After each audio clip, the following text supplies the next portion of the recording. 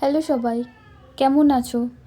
আজকে তোমাদের নিয়ে চলেছি আমার পুরো দিনের একটা ছোট্ট কিন্তু খুব সুন্দর জার্নিতে। সকালবেলা বাড়ি থেকে বেরোনো, সারাদিন ঘুরোঘুরি, শপিং, খাওয়া দাওয়া, আড্ডা, আর শেষে আবার বাড়ি ফেরা, সব কিছুই আজকের ব্লগে রয়েছে। তাহলে চলো আর দেরি না করে শুরু করা যাক আজকের দিনটা। লক গেট ধরে চললাম সাউথের উদ্দেশ্যে।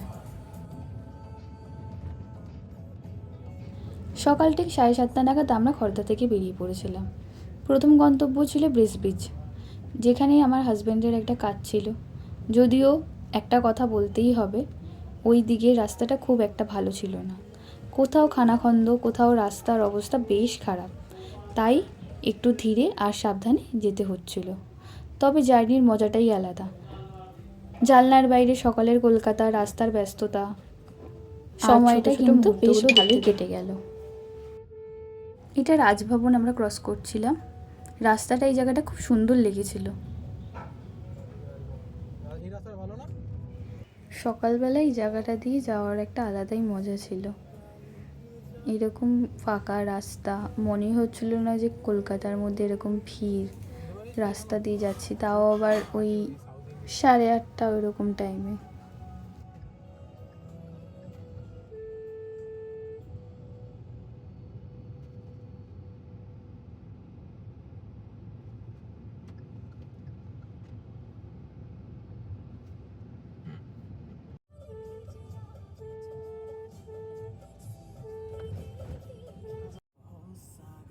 ইন্ডিয়াতে রাস্তা খুঁজতে হয় রিলস করার জন্য।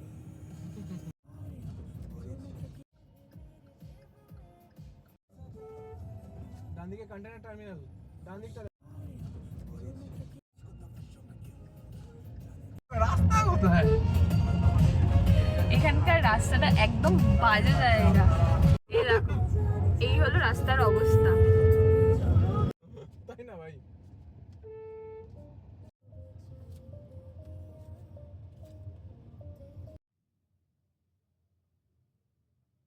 এটা ওর কোর্সের জায়গা।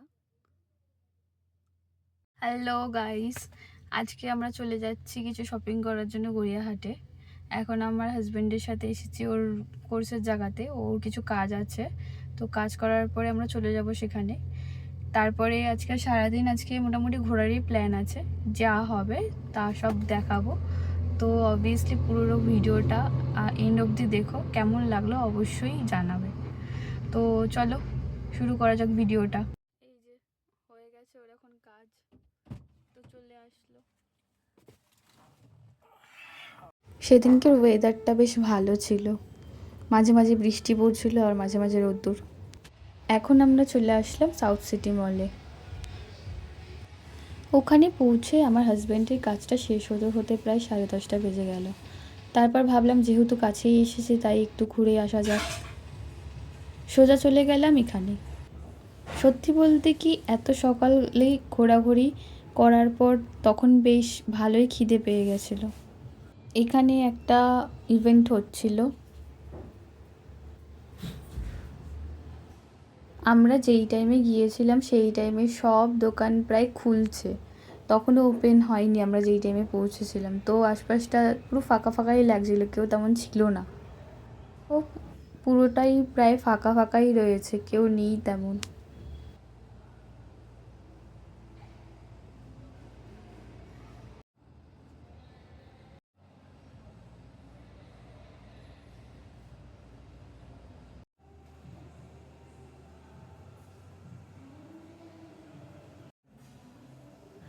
আমরা এখানে বেশ কিছুক্ষণ বসেছিলাম।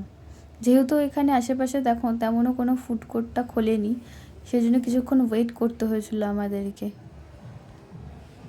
প্রথমেই চলে গেছিলাম ডমিনোসে। ওখানে একটা দারুণ কম্বো নিয়ে খাওয়া দাওয়া করলাম।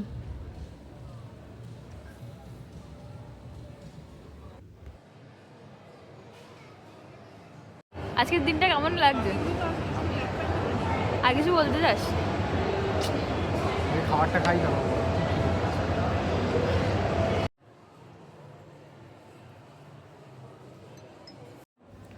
তারপর আরও এই টুকটাক খাওয়া দাওয়া এই আউটলেটটা থেকে করে এখান থেকে আমরা বেরিয়ে পড়েছিলাম। এভাবে গল্প করতে করতে, খেতে খেতে আর একটু ঘুরতে ঘুরতে কখন যে সময় কেটে গেল বুঝতেই পারিনি। এরপরে আমরা প্রায় 1:30 নাগাদ সাউথ সিটি মল থেকে বেরিয়ে টালিগঞ্জের উদ্দেশ্যে রওনা দিয়েছিলাম।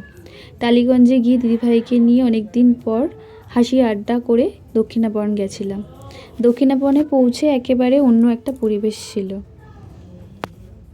ওখানকার ছোট ছোট দোকান, হ্যান্ডক্রাফট, শাড়ি, ড্রেস, জুয়েলারি সব কিছুই দেখে খুব সুন্দর লাগছিল।